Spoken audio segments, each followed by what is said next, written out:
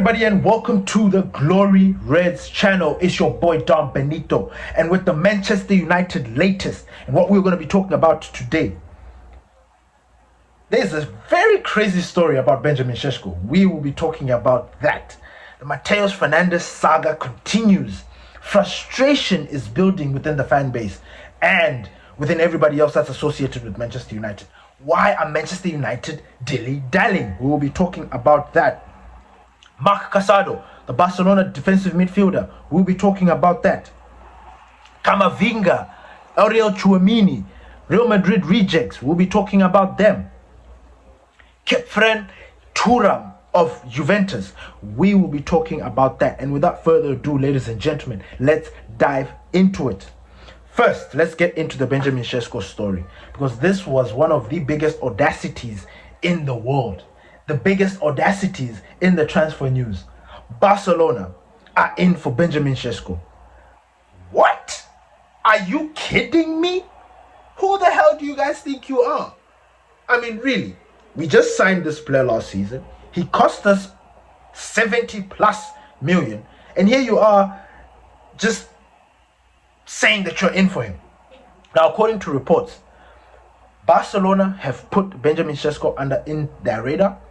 They're looking for a striker that is very good with holding the ball and connection play. Should Barcelona fail to get Julian Alvarez from Atletico Madrid, they have set their eyes for Benjamin Šeško. Now, I've been sitting here looking at this story and laughing, because I'm thinking to myself, what? Wait, how is this even possible? And even if it was possible, there is no way that Manchester United will sell Benjamin Šeško for the fee that they bought him for. No ways. Because he is somebody for the future. Already, you are going to have to pay at least 100 million. And if you're failing to pay 100 million for Julian Alvarez, and I'm not talking euros, I'm talking about pounds, why do you think you can come and get Benjamin Šeško? He did very well for Manchester United this past season. Albeit he didn't have a full season. He was plagued with a little bit of injuries here and there. He played a lot of games coming off as a substitute. Now in his second season, moving into his second season where he's about to be established, that number 9, Barcelona trying to swoop in. I thought that this was a very big, ballsy statement by Barcelona. Whoever reported this story, for them to think that Manchester United are going to part ways with Benjamin Šeško, it was a big laugh. And I don't know what you guys think. Do you guys think it's even possible for them to prize Benjamin Šeško out of Manchester United? And even if they did, do you think Manchester United are going to buckle down and say, oh no, Barcelona want Benjamin Šeško. Oh, there you go. Take him, please, Barcelona. Oh, kings of all kings. Rubbish. So this story, I just counted it as bullshit. Moving on. Mateus Fernandes. This story in particular is frustrating me. He is a midfielder that we have been linked to before the transfer window opened. Manchester United are in for him. I mean, we've already missed out on Anderson. I mean, that story is still up in the air because Manchester City still have not got the player. But we have been linked. We turned our attention to Mateus Fernandes. And now all of a sudden, Manchester United don't want to pay the fee. Only because West Ham were relegated and need the money. This is a mistake. This is a mistake. You need to understand, first of all, the amount of teams that are looking to sign this player. Real Madrid, PSG, Arsenal, Tottenham have joined the race and are looking even like the more favorites into signing this player. Why are we wasting time? Why is Manchester United wasting time into signing this player? He has already indicated that he wants to play for Manchester United. He has already told his agents to focus on Manchester United. Isn't that what we wanted? Isn't that what Manchester United wanted? We wanted players that want to come to Manchester. How many players have already stamped their approval and said, get this player in? 80 million, 85 million is the number. Pay the number. The guy is 21 years old. According to the British tax, you guys know that such a prized asset will not go for less. So why is Manchester United trying to negotiate and trying to lower the price? This is the mistake that United is doing. You have the money. You have the budget. You have already said that you are going to put in the money for a marquee signing. This has become our marquee signing. So let's go and get him. Go and get him. Now, according to reports, West Ham have already rejected our 75 million bid for the player. Now, we are tired of the dance. I get it. It's a dance. It's a little tango. You know, you do this, you bid, you know, they reject it, then you come back with an approved deal. Then you bid again. While you are busy trying and making up your decisions, there are other teams that are pushing and trying to get the player. Now, there have been reports that Tottenham are moving mad. I don't know if you guys have noticed, Tottenham is moving mad. I don't even know where they got this money from. This was a team that was bound for relegation. All of a sudden, they want Cody Gakpo. All of a sudden, they want Sandro Tonali. Sandro Tonali is almost... I don't know how certain it is and how close they are to signing the player. They're about to get him. Two midfielders, marquee midfielders that we were also linked to. Midfielders that we said are prized assets. Midfielders that Michael Carrick approved. Tonali is already going somewhere else. Now Mateus Fernandes. I am frustrated because this wasting of time is going to cost us. Now, because Manchester United don't want to pay the money that West Ham are demanding, they're looking for alternatives. Sander Berge. Are you kidding? Are you kidding? Sander Berge of Fulham. Are you joking? This player, we wanted to get him a long time ago. He was supposed to be a United player. Now we're going in for him because he's less. Are we trying to compete for the title or just be placeholders or just be in the mix? What is the idea here? When Arsenal made the Declan Rice purchase, that was a statement. They wanted to go and fight for the titles. When Man City went for Semenyo or Jack Grealish, when they paid that money, that was because they wanted to strengthen the team. They bought Caicedo, Enzo Fernandez. These were highly rated players. They went and got them. Manchester United is in a very good position. I don't know if they're trying to mask this financial situation with these budget cut players that don't make sense, that are just mediocre. We are not going to succeed if we keep going for these players. We need the right man for the job. Mateus Fernandes is a player that you said you were going to get. Go get him. Go get him. Pay the money and move on. First of all, what is the budget? What is the budget? Because so far we've only bought Edison. And we've paid, 40 something million euros or whatever for the player. What is the budget? Why are we trying to... I understand we're trying to bulk up our team and look for depth and have numbers in the squad. But we need those marquee signings. We do. We need players that are going to be at Manchester United for at least the next 10 years. And Mateus Fernandes represents that.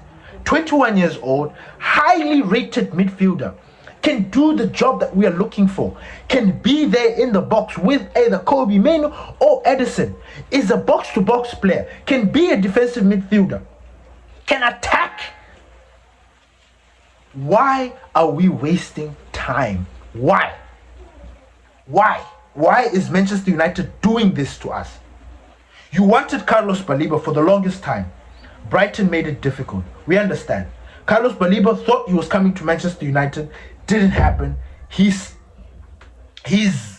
performance went low in the last season. Now, we've just pushed Carlos Baleba. Let him go. We're not interested in him. Are you joking? There's still a player there. But now we've completely forgotten about him. But now because because we've been rejected by West Ham, Manchester United are now considering Carlos Baleba. And I don't know why 75 million is the number that they want. In the beginning of this saga in the beginning, when towards the end of the season, Manchester United made it clear to the fans that they wanted to sign a marquee signing. And 100 million was the number. We knew that we were going to get at least, because Edison was in that conversation. So why is the number going down? Why are we looking for budget players? Why are we doing this to ourselves? This is a wrong sign. This doesn't look good, and it is frustrating because they keep saying that no, Manchester United want to be in titles, we want to fight. No.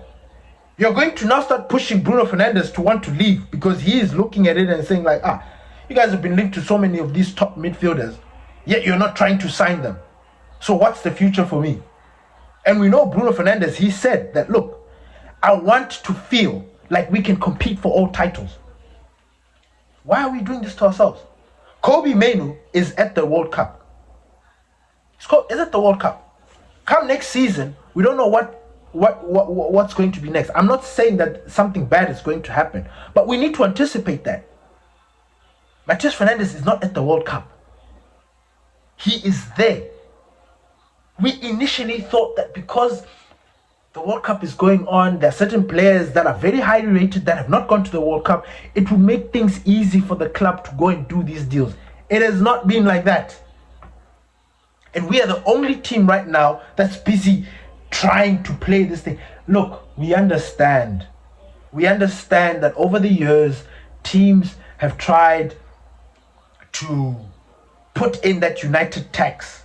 Every player that is associated with United, if a United wants a player, when they try to bid for the player, the team or the club, whoever it is, always try to add more money because it's Manchester United. That's something that we know.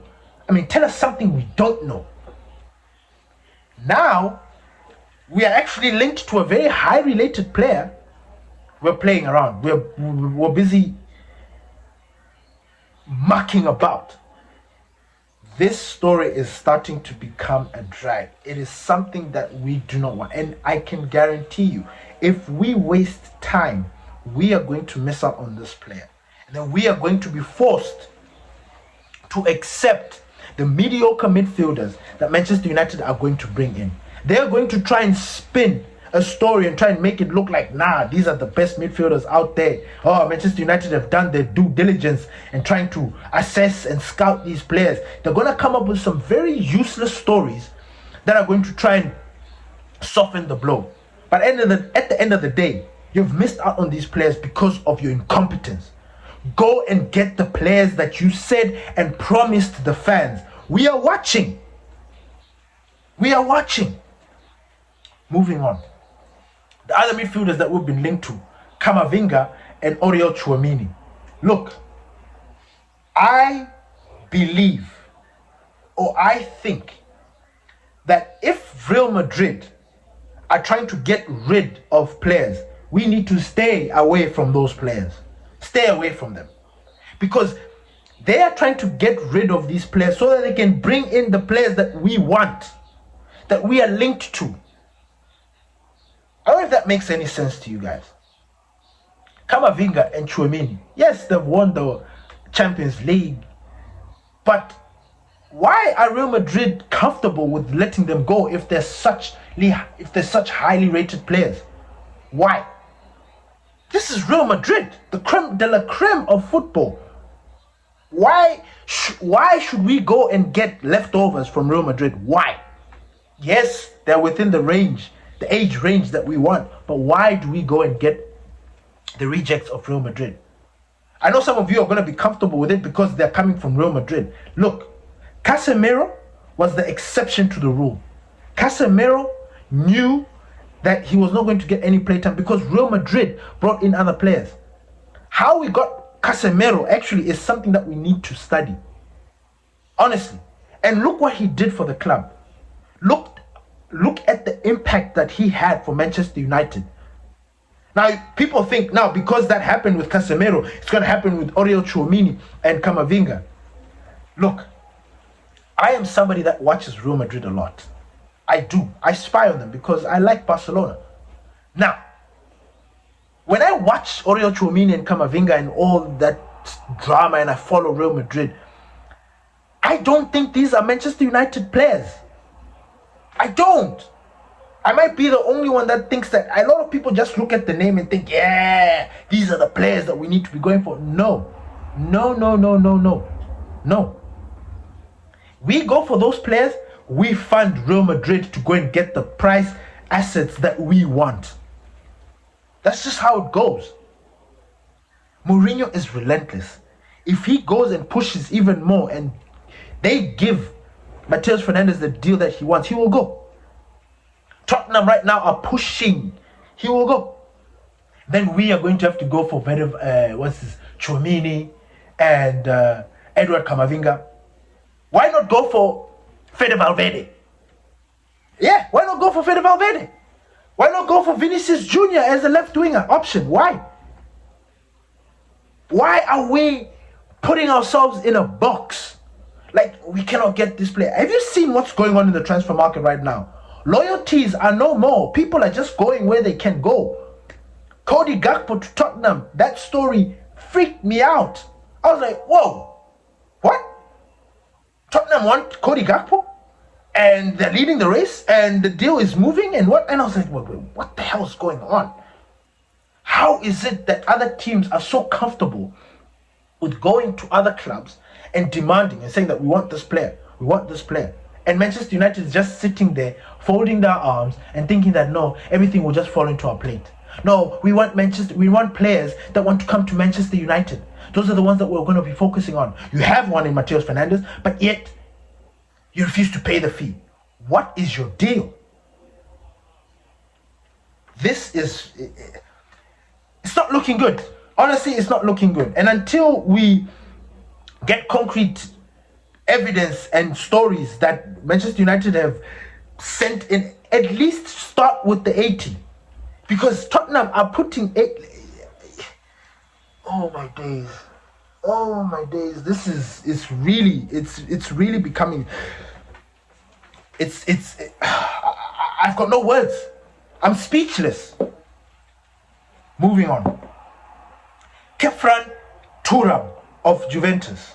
Manchester United are looking to sign the player. Because there's no Champions League for Juventus, the player is looking to ball out, is looking to leave the club. And the money that is set on this player is 40 to 45 million euros. Now, we've been looking for a left winger. Marcus Rashford's situation is still up in the air. Crescencio Somerville, West Ham apparently are demanding more. I don't know if we're going to even try and... If Manchester United go for Somerville and miss out on Mateus Fernandes, I am going to be so pissed.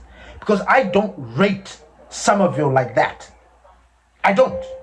He's a good winger. He's rapid. That's it. And because now he's doing well at the World Cup scoring goals, his price is going to keep going up. And if Manchester United go for this player and miss out on Fernandes, it's going to be chaos. It's going to be chaos. Because there are better wingers out there that we can go for the amount of money that West Ham is going to be looking to get. They are better. So why are we still thinking and going in these funny directions? Tottenham, I don't know how much it just states that Manchester United are monitoring his situation. Now, this is just a list of players. Because we are Manchester United, this is just another name in the list of targets that have been linked to Manchester United. This boosts the player's profile, it boosts his credentials because he's linked to Manchester United. It makes things easy for him. It puts him in a better position to negotiate a deal with his club or find other clubs that are going to try and look for the player. It makes him look like a very good prospect. That's what we are there to do. Manchester United, the name, is there to help boost everybody else to do deals instead of us. And that is something that I'll never understand. Moving on. A midfield target that I kind of like is Marc Casado. Manchester United are looking at the player. He has fallen down the pecking order at Barcelona. He didn't have a very good season with Barcelona last season. coming off the bench quite a few times. He didn't replicate the first season that he had coming into the first team for Barcelona. And it looks like Barcelona are willing to part ways with him. And it looks like he might be leaving this summer. He's Spanish. He's very good. He's a defensive midfielder. I think he might need a new challenge. I'm still not sure if he fits Manchester United mold. I don't know if he's something that we're looking into. But like Vitinha, like every other midfielder that has been pushed to the side, even Gyökeres, at the time when he was still a striker and he was pushed to the side, I think there's a player there. Marc Casado is somebody that we were also linked to, together with Fermin Lopez at the time. Manchester United are looking for a budget midfielder that is good. Marc Casado is the guy. Not this thing of Sander Berge, because, look, man, I get it, but nah, man, let's change. We also need a Spanish midfielder, because Spanish midfielders are the creme de la creme. They do the business. Now, I'm not saying that Marc Casado is going to be that guy, but for us, but there is a player there. And if you've watched Barcelona, if you've watched what this kid can do, yes, every player goes through a slump in football, except for Cristiano Ronaldo and Lionel Messi. If you're not them, then you are susceptible to having a bad season and stuff like that. Marc Casado is somebody that also had that. But he is somebody that if we're looking for that holding midfielder, because he doesn't look to push forward, he doesn't look to score goals. Nah, his job is just to be a worker bee. And honestly, if I'm comparing him and Manuel Ugarte, I take Marc Casado all day, every day, and tomorrow. Manchester United need to look into this player. Seriously. If they're looking for budget players, this is the kind of player. Not Sander Berge. Nah. No, not these other. Let's go for Casado. Now, I'm not saying that I'm the one that knows football and blah, blah, blah. I'm just suggesting that, look, he is a good player. He really, really is. Low center of gravity, his press resistance, can find a pass, works very, very hard, and who better to play under than Carrick, who has played in that very same position. I don't know if Kobe Mainoo is the right 6 or is a 6 for the future. I don't believe he's a 6.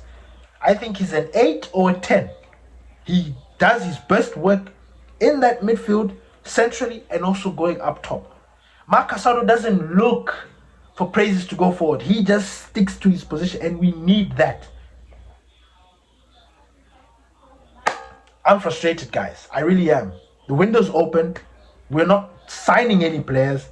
We only signed Edison, and that's it. Everything else is just halted. And this is now starting to become a drag. Or I've got no words to use. Thank you, everybody, for listening to the Glory Reds podcast. Peace.